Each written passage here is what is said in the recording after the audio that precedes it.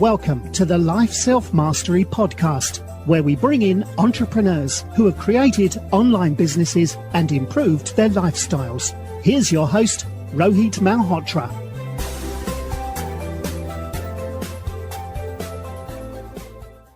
Hi everyone, this is Rohit from Life Self-Mastery, and today I'm excited to have David Weekly, who's the founder and CEO, and is a veteran three times tech CEO, seasoned product management leader at Google and Facebook, and has more than 35 years of technical experience. He's an investor in 60 plus startups, and is an award-winning mentor, founder, and board member at Dojo. And he's also started 3 venture vehicles, and he started 3 companies: Works, Oha.na, and has recently started Medcorder. Welcome to the show, David. Thank you so much. It's a pleasure to be here. Awesome. So, what made you get into this crazy world of startups, and what made you start your first company, which is PB Works? So when I was starting my first company, it was for me a desire to better understand the world through the lens of business. I had been involved in computer programming since I was very, very young. Started programming at 5 and then came out here to the Bay Area to attend Stanford University and get my CS degree. I was working in my second job here in the Bay Area after college, and I realized that with another few decades, I'd become a better computer programmer, but that actually wasn't going to be enough for me anymore, and that I wanted to understand more about the world than just how to become a really good programmer. So I thought about going back to school and getting my PhD in computer science, and talked with a bunch of people who had done that and concluded that wouldn't be a good use of my time. I then thought, well, an important part of how the world works is business, and I don't understand very much about business, so maybe I could go to business school instead. And I talked to a lot of people who had gotten their MBAs. Okay. And the advice I got from them was that it's a fantastically fun time to get an MBA. Nobody I talked to regretted getting an MBA, but they said pretty universally, if what you're trying to learn is how business really works and how to start a business, the best possible way that you could educate yourself on that is to just go ahead and start a business. And I said, okay, well, that seems like pretty good advice. So I quit my job as a software engineer, and I went to go start my company. And a lot of my friends said, what are you doing? You have no training in business. You didn't take any business courses at all in college. You don't have any entrepreneurs in your family. What makes you think you're going to be successful? And the answer is, well, I'm going to learn something. Worst case, I'm going to learn a lot about business. And that was really my goal at the start. So I started working on a bunch of different business ideas, just there in my dorm room, powered off of credit card debt and a handful of sympathy checks from my parents to make sure that I didn't starve to death. But it was just working through a bunch of different ideas. And then one of them that I came up with one weekend and put out there pretty quickly took off. So I started focusing on that and built that into PB Wiki, which was the world's first private wiki host. Grew that up to about 4 million people a month using the service. Ultimately, a team of 30 people full-time, and raised around $10 million of venture capital.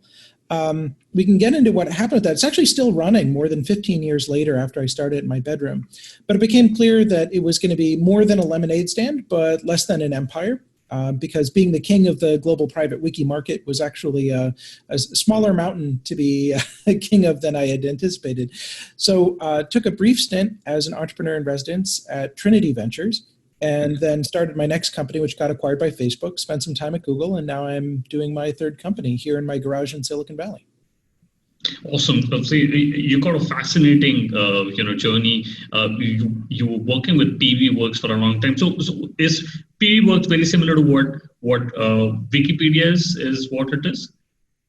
So the concept is the same. The concept is that of a wiki. And the idea of a wiki is it's a web page that anyone who has permission can go ahead and edit without knowing a whole lot about HTML codes or programming, or to have to use separate tools. It's all right there in your web browser. So Wikipedia is an example of building an encyclopedia with wiki technology.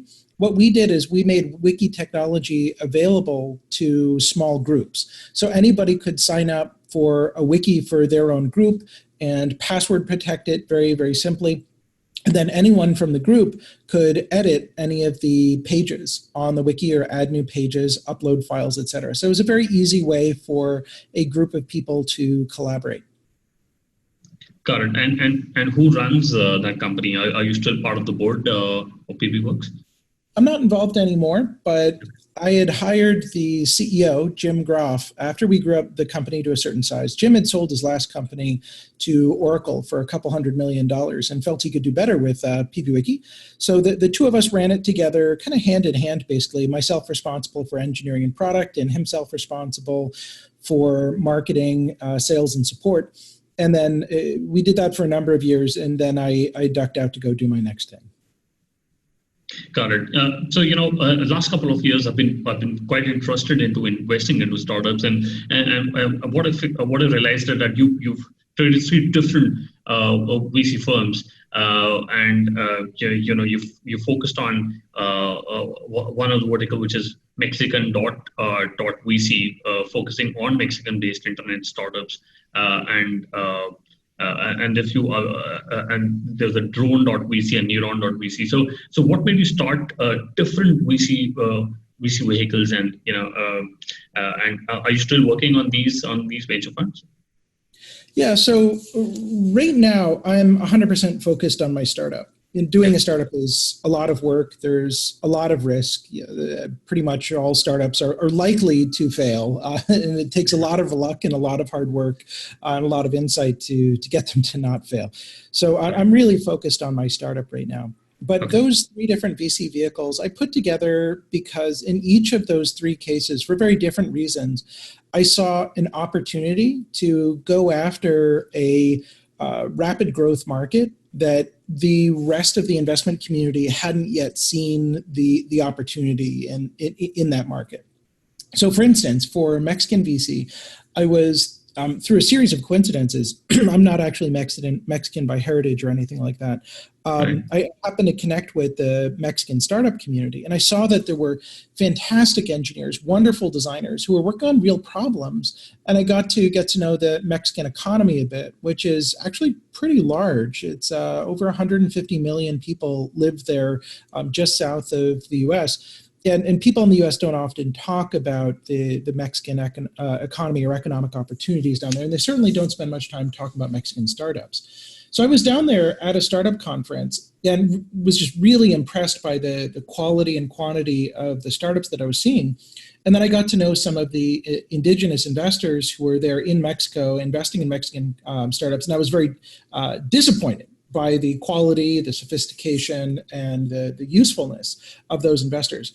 So with the combination of basically no Silicon Valley investment coming into Mexican startups and relatively poor indigenous investment available, I was like, wow, if I were to come down here and offer reasonable terms, Silicon Valley style terms to the startups that are here in Mexico, I could get the best startups in the country. And that's going to be worth a lot.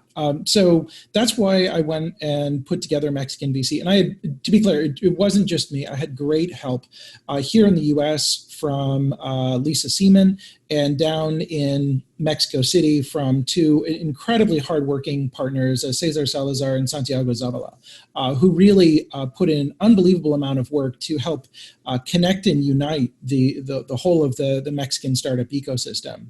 By throwing all kinds of events and opening a space actually for people to do co-working in Mexico City proper. Got it. And you were also running drone.vc and Neuron. So were you working on all these 3 different VC vehicles at the same time?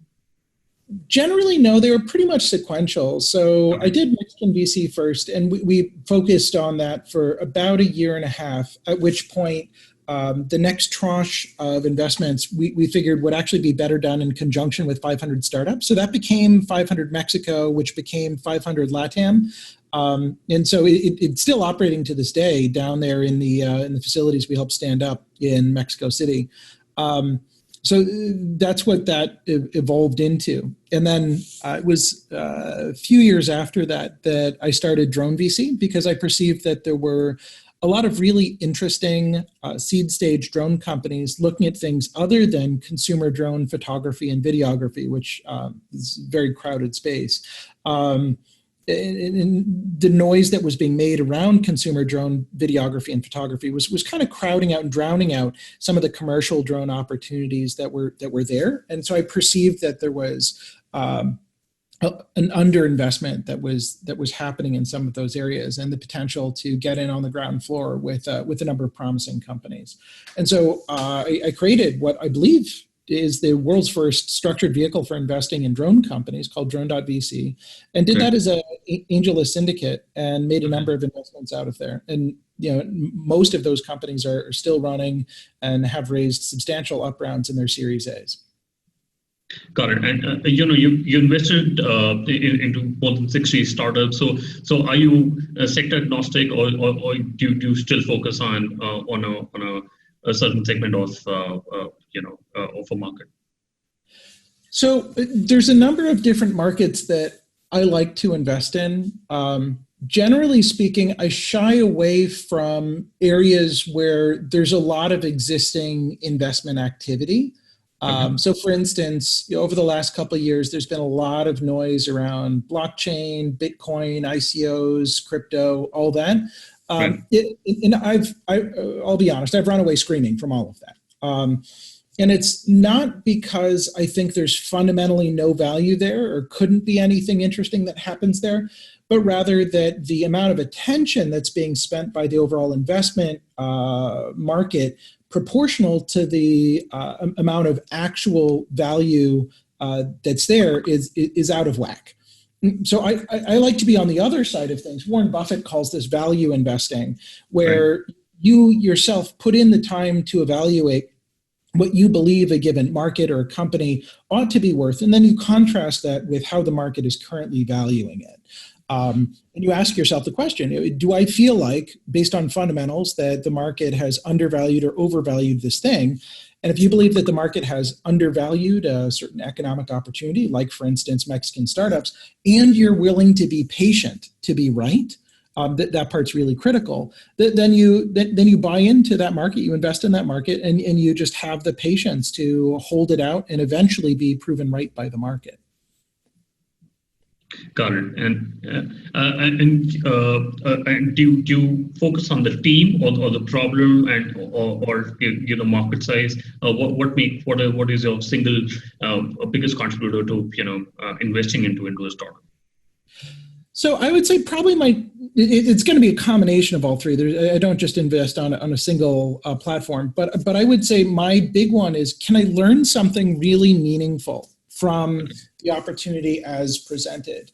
If the founder walks me through it and I'm like, aha, wow, that's really fascinating. It's a set of unintuitive observations that the founder had and then was able to crisply and concisely relate to me in a way that I felt educated about the opportunity, that generally pattern matches to the sort of thing I want to invest in. And part of that is because you need to have a founder who sees something that the rest of the market doesn't yet, but will eventually, and somebody who's capable of getting other people excited about that vision. Not just you, but potential other investors, potential hires, retaining current employees, and other partners, and ultimately customers as well, right? They need to be able to excite all those people with their vision.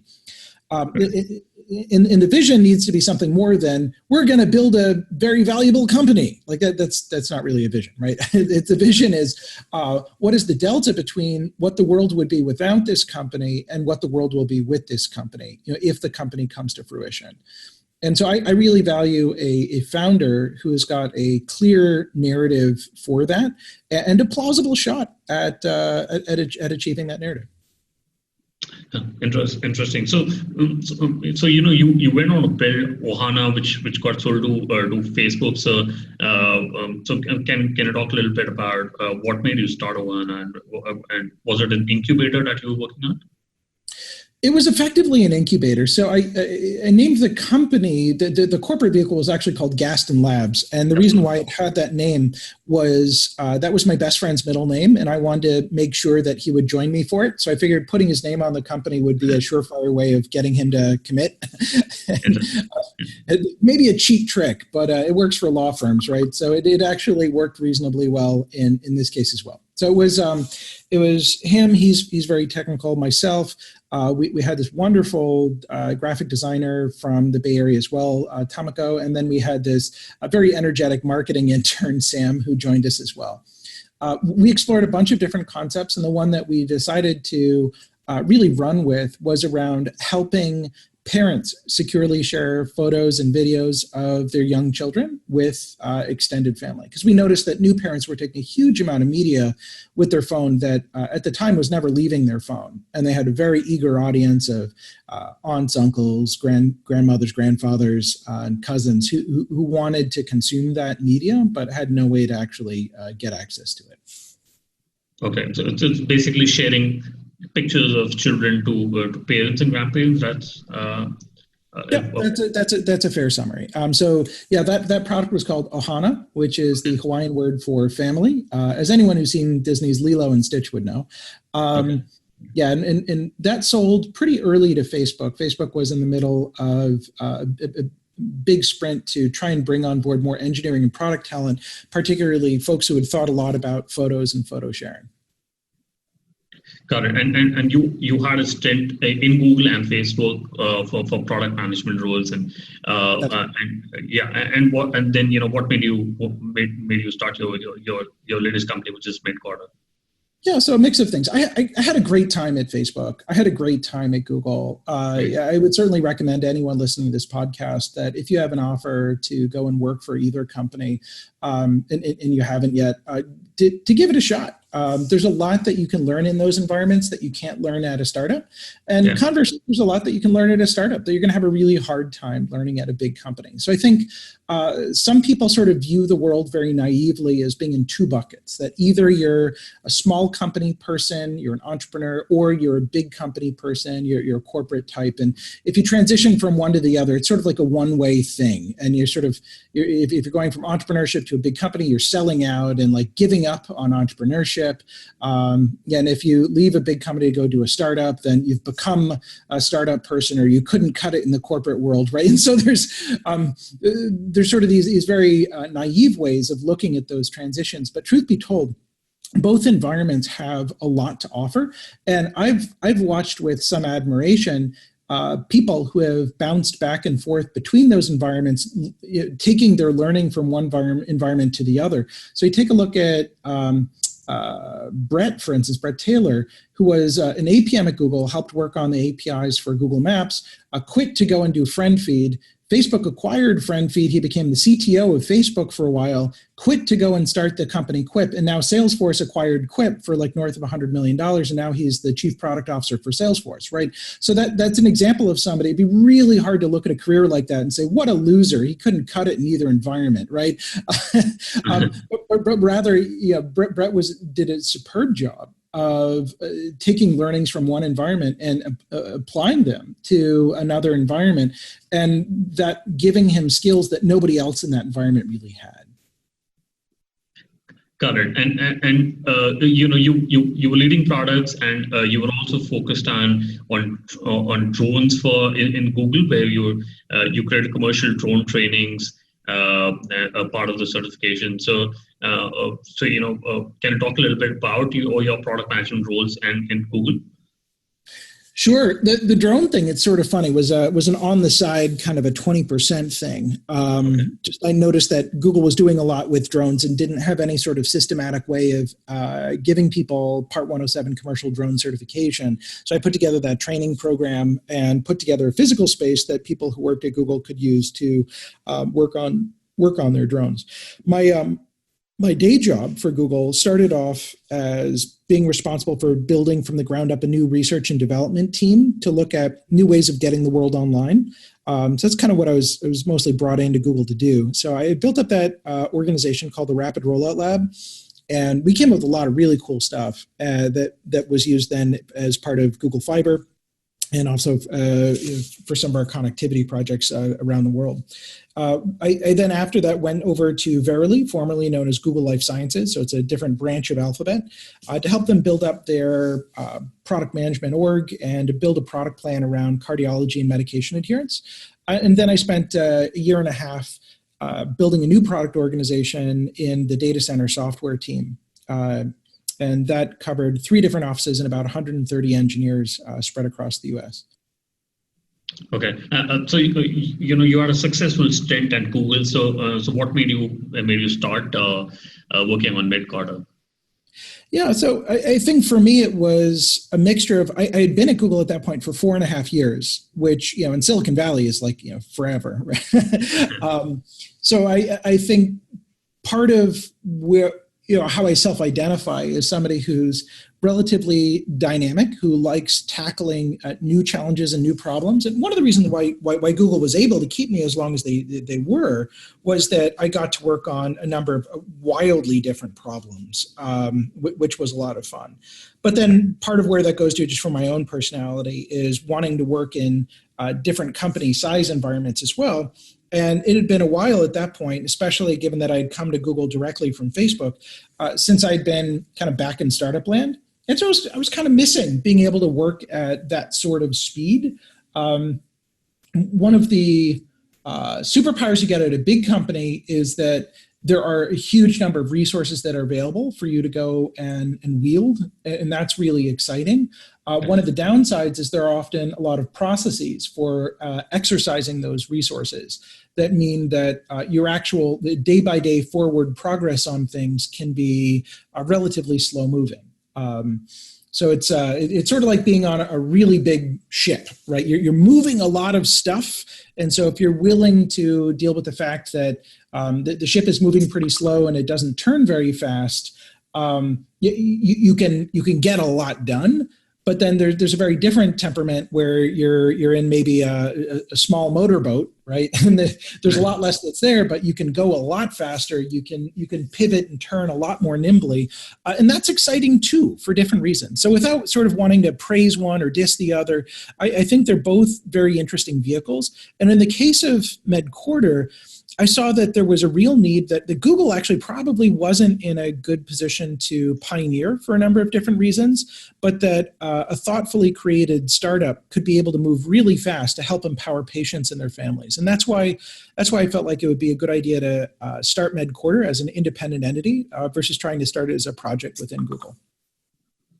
Got it. So is Medcorder about recording conversations with patients and with doctors? Is that how it is to record it and then transcribe it for other family members? That's exactly what the product does today. It's a pretty straightforward product. You create a chat room. You invite in people who you want to give access to that information. In that chat room, you can put text just like a regular chat room. You can share pictures, share videos. But sort of the first class functionality that we have is around recording a conversation between people, generally between a doctor or other medical professional and a patient. And then, as you noted, we then automatically transcribe that conversation and put that in line to the chat room. So that's what the product is today. Very simple. We have a larger vision for where we want this product to go. What do we think it could become, and how do we think it could transform healthcare?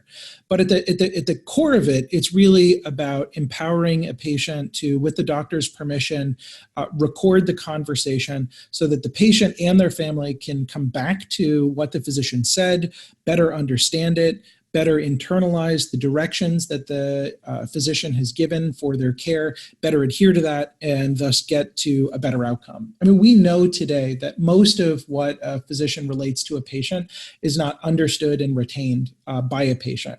So that's compounded when you get family in the mix and they ask, like, so Dad, can you tell me what happened at the doctor's meeting? What did the doctor say? And it's like, oh, doctor said I'm fine, basically. Right. It's like, well, did they say anything more than that? Do you have any more detail? Right.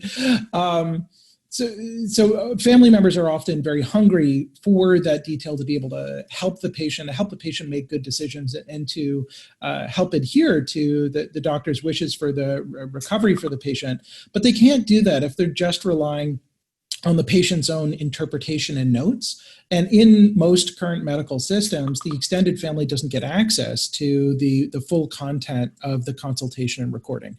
So we wanted to enable that. We wanted to empower patients to be able to bridge the formal care teams, the medical professionals that are looking after them, with the so-called informal care teams or non-licensed medical professionals who are looking after them, like spouses, parents, adult children, siblings, etc. Got it. And I believe that there are other competitors also in the same category, like Wealthy, KingCare, Outpatient, or are you the only company who's trying to solve the same problem of recording the conversation? So there are a number of other companies that are focused on this problem from the physician's perspective. So have the doctor bring in a microphone, record the consultation, and then produce notes for an electronic medical record. So there's about 4 or 5 different companies that are doing that via various approaches. There's nobody else who's really just focused on trying to help the patient get the most out of the consult and focused on getting the patient to install the app and bring their phone with this app installed into the consultation and get permission to record. So there's a lot of companies that are adjacent to what we're doing, but there's actually nobody else in the market today who's just focused on helping the patient get the most out of the consultation. Okay, and what are your acquisition channels? How are you making sure that your user base is growing?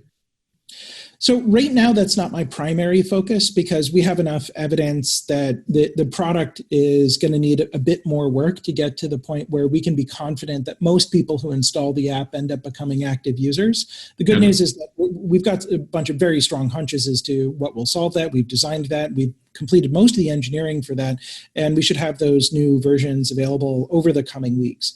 Once we get to a point where we're pretty convinced that a healthy percentage of people who install the app go on to become active users of the app, then we're going to push much more on the channel strategy side of things. For channel strategy, there's a couple different directions that we could go, but my hunch is where we want to push hardest. It's actually not on the patient or the doctor directly. It's the patient's extended family. Particularly if they have remote adult children who wish they could be there, who wish there was more that they could do to help be in the loop about what's going on with a patient. So the way that we're building things out is with the persona of what we call a trailblazer. And this is the first person in the family who is responsible for setting up the care room, pulling everybody in, and explaining to the family what this app is, what it does, and set expectations around it. And we're anticipating that in many cases, most cases even, the trailblazer is not going to be the patient, right? So it might be the technically sophisticated remote adult child, for instance, right? So if we can go after them, we think that'll be really powerful because there are actually very few services that are trying to target those folks. They really want to be found. They want to know what they can do to be useful, how they can participate, and are frustrated that there's not much for them today. So if we could be the useful thing that they could do, the contribution that they could make to the care for the patient, I think we'll get a very warm reception from them. Got it. And so you're still looking at working on the product, and once you figure that out, so are you going to focus on the revenue model, or have you figured that out right now? Yeah, so I think the sequencing for us is right now we're in what I would call the product phase, where we get to a confidence level that people, like I mentioned, who install the app are going to become active, regular users of the app. That's obviously going to continue indefinitely. We never get done that phase, but it's just a question of like, where's my primary focus? Right now that's there. The next phase after that is going to be an acquisition phase, where we focus on exploring a bunch of different channels for getting in the hands of patients and their families, which strategies are going to work cost effectively to go and acquire new active users. I don't really care about installs. I care about active users of the app. At the point that we get a model and we find a number of different channels where we can systematically acquire users at reasonable cost, there are a number of very exciting opportunities for monetization. I think one of the big classes of opportunities that are here are what I call data concierge services, where the payer is not even necessarily the patient, but is the patient's family. So again, the remote adult child, the sibling who wishes they could do more to help, may be willing to throw some money at the problem of helping the patient gather all of the relevant information about their condition, to help the patient walk through their different medical options that are forthcoming, to understand the cost of some of these procedures and ways to minimize cost and minimize risk that are available to them. There's a lot of different ways that we can help patients other than providing medical care or medical advice per se. We ourselves are never going to provide medical care or medical advice, but we can help with a lot of the other aspects of what's going on with the patient. Got it. And you raised $2.5 million from Future Ventures. So are you looking at expanding your team, and what would be the money used for? Yeah, so it's going to be used for a mixture of talent, and that's not just employees. That's also what in Google speak we call TVCs, or temps, vendors, and contractors. Okay. But it's also going to be used for a number of these different channel explorations. So the point we want to be at when we raise the next round is to have clarity that the product that we've created is definitely something that's useful, and it's useful for most people who are in the market, and it's a large market of people who want to have their consults recorded. A study in the UK showed that more than 2/3 of patients who are out there today wished they could have access to a recording of their consultations. So we think this is not really a niche need, but proving that out will be an important component. And the other component of where we want to be at the point that we raise our next round is confidence around which channels work for acquisition. In terms of team size, one of the things that I mentioned that there are different things you can learn at startups and at big companies. When I was doing my first startup, a lot of the mentality around not just my own startup, but the other people who are doing startups was the way that you get things done is you hire people to do those things. And then I saw at both Facebook and Google how powerful it was to be able to leverage specialist talent and to use temps, vendors, and contractors to explore different market possibilities. So that's something that we've actually been leveraging pretty heavily already. So we've got only 3 people who are technically full-time employees of the company. We've got another 3 people who are full-time contractors and another 3 or 4 people who are part-time contractors for the company. And I would expect that kind of ratio to continue as we grow the company. So even though we've got a bunch of cash in the bank, I think it would be pretty foolish to just go out and do a hiring blitz and to try and be at like 10 full-time people by the end of the year. We could afford to do that, but I don't think it would actually best serve the company. The goal of the company is not to have lots of employees. The goal of the company is to de-risk the things that it would take to get us to the next phase of maturity in understanding what the needed product is and understanding what the effective channels are for getting this in people's hands. Got it. And when it comes to talent, especially in the Silicon Valley and US, there's a lot of technical talent who can go and work in Facebooks and Google. What are you looking for an engineer who could join a high growth startup, but which is not as big as Facebook, Google, and what are you looking for somebody in the first 20 or 30 hires? Yeah, so what we're looking for in an early stage, and I think this is true of a lot of early stage companies, are people who bring some amount of specialized talent to bear, but are mostly just great generalists, because the needs of the company are going to be evolving pretty quickly, and we're going to need people who can evolve with the company and pivot with us. So this is why, for instance, we have like an app install consultant who's really good at doing Facebook and Instagram campaigns to get apps in front of people. We don't need to hire that person full time right now, and that may or may not turn out to be a really effective channel for us. And so we can we can explore that with TVC effort. So the kinds of people who we're looking for right now for full-time employment are people who can work in an environment that has the level of uncertainty that one gets with a startup, where it's not deeply distressing to them if we need to change direction on things. There's some temperament, there's some personality types for which that's a non-starter. That's not appropriate. It just deeply grates on them to be put in that kind of a position.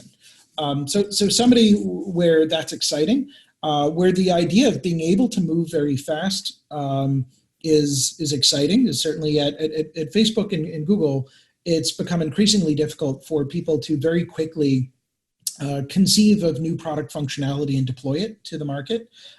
So being at a startup gives you a chance to be much closer to the end customer, to literally go and call customers on the phone, to go and ship new features on a weekly basis. We're doing new production pushes, and so I think that's really exciting to a certain class of engineer, and to get to put their fingerprints all over it. I mean, if you go and join Google, even as an engineer with 3 or 4 years of market experience, you're probably going to get put on a pretty big pre-existing team, and maybe get lucky and find some random interesting project.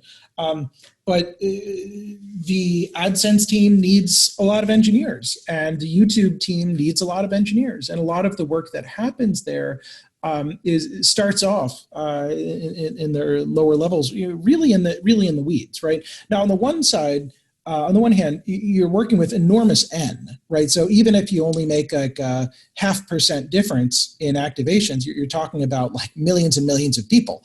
And so that's really exciting. On the other hand, what the product is probably not something that you're going to redefine. You're probably not going to join YouTube 3-4 years after college and redefine what YouTube means as a brand and what the experience of YouTube is, right? Whereas if you join an early stage company, you have a chance to really put your fingerprints all over it, and with the finished product say, this is meaningfully different because of my contribution than what it would have been without me. Got it. Yeah, totally makes sense. So David, you founded companies. You've been an angel investor. You also founded nonprofits, and I also realized that you're a certified rescue scuba diver and fixed wing pilot, and also a commercial drone operator. So what is your secret to learn about so many different things, or along with your job and with so many things you've done? So I think that there's two main guideposts that I use for my time and my career decisions. And one is, am I learning? And the other is, am I having impact? And I think people who optimize for those tend to have really interesting careers. People who optimize for what's going to look good on my resume, how do I make as much money as possible in my very next gig? How do I have a title that sounds really important? People who focus on that as a goal tend to have much less exciting careers, because they're not actually being true to their own interest, and they're not continuously growing their knowledge base and set of things that they know about. I think if you come at things saying, hey, the world is a large, complex, and interesting place, and most stuff that happens in most places in the world, I'm completely naive and ignorant about. And instead of being scary, that's really exciting, because it means that I will never finish knowing things, right? You'll never get to the point where you just know everything and now you're bored, right? So there's always some area to learn about. And what can be fun is, instead of doing what everyone else is doing and just learning about what the hot new technology or market is this week, instead you sort of reason from your own first principles about what must be high impact, what must be interesting. So one example of this is an exploration that I did last year, where I was trying to reason from first principles about large markets that are currently being ignored by Silicon Valley. And it landed on metallurgy, because metals are an incredibly important part of what makes the world go round. No doubt, if you look around in the room that you're in right now, you see all sorts of very different things that are all made with metal. And we actually define human civilization by the kinds of metals that those civilizations were able to create.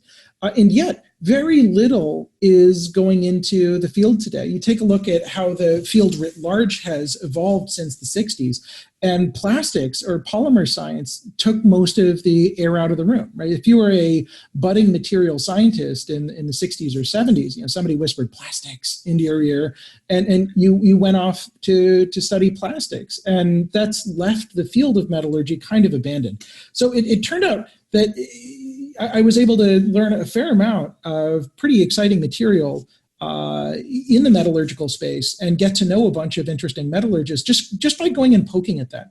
So one cool tip that I want to leave for your listeners here, and this sounds hilariously basic, but is actually very unusual, is that anytime you want to learn about a new field, go and get an introductory textbook on it. And almost nobody does this. This is really funny, right? Because you walk around a modern knowledge workplace, like a place like Google or Facebook, you walk past people's desks, and a lot of what people are doing is what I would call performative work.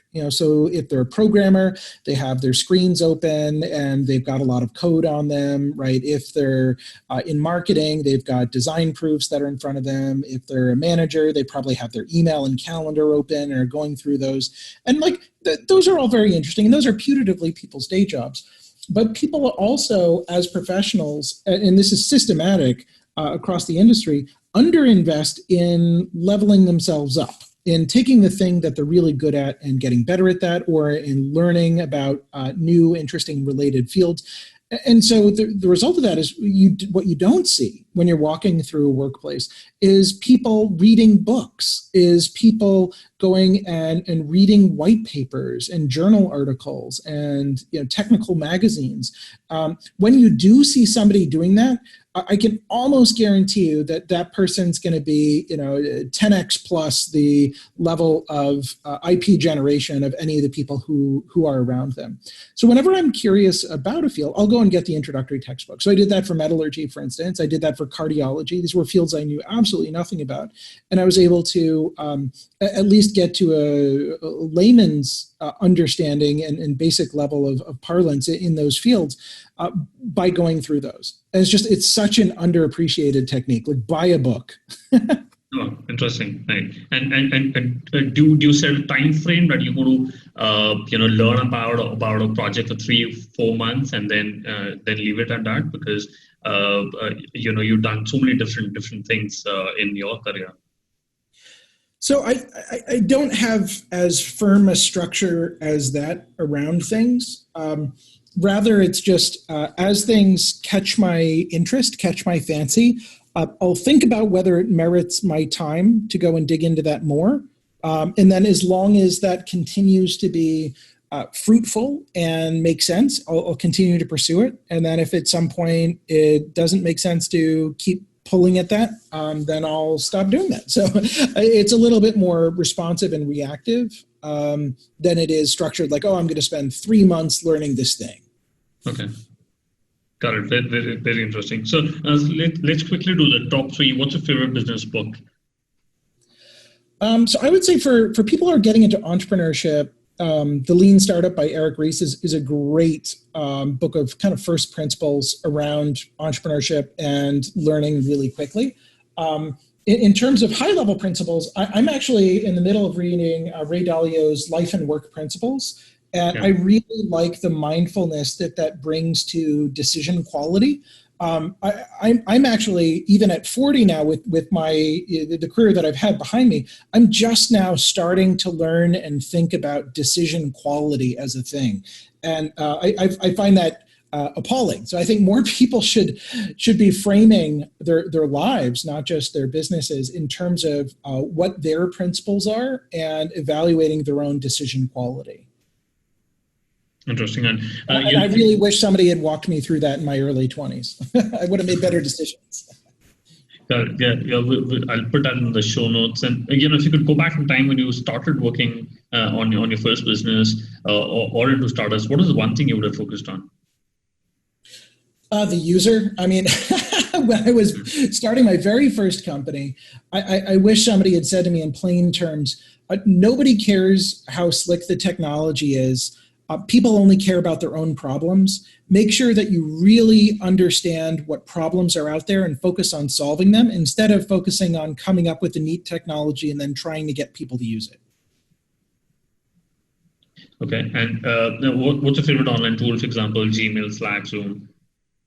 So I'm a big fan of Figma. So we've been using Figma for all of our front-end designs. So this is sort of the next evolution of the natural next step evolution for Sketch and the like. So the idea is that it's a browser-based web tool that your designers can use to put together pixel-perfect displays of each of the views in your application. And then your front-end engineers, whether they're working on the web version, the Android version, the iOS version, can see exactly the layout that's there. And Figma will even emit exactly the layout code that's needed on Objective-C or Swift or Java or CSS to lay things out precisely as the designer has intended. And so that ability to comment on, to review designs, to link them from Trello cards directly is pretty powerful. So I'm a big fan of that. Okay, and what is the best way people can reach out to you and know more about Medcorder? Sure. So our website's just at medcorder.com. You can Google search for Medcorder. That's MEDCORDER. If you want to reach me personally, I'm david@medcorder.com, and I'll get back to you as soon as I can. Medcorder's got a Twitter account, and it's got a Facebook account, and we're also present on LinkedIn. So if you want to find us in any of those places, we are just Medcorder. Medcorder, got it. Thank you, David, for coming onto the show. I really enjoyed speaking to you, and best of luck for Medcorder. Thank you so much, sir. Thanks for listening to the Life Self-Mastery podcast, where we teach you how to start and grow your online business. For more information, visit Rohit's blog at www.lifeselfmastery.com.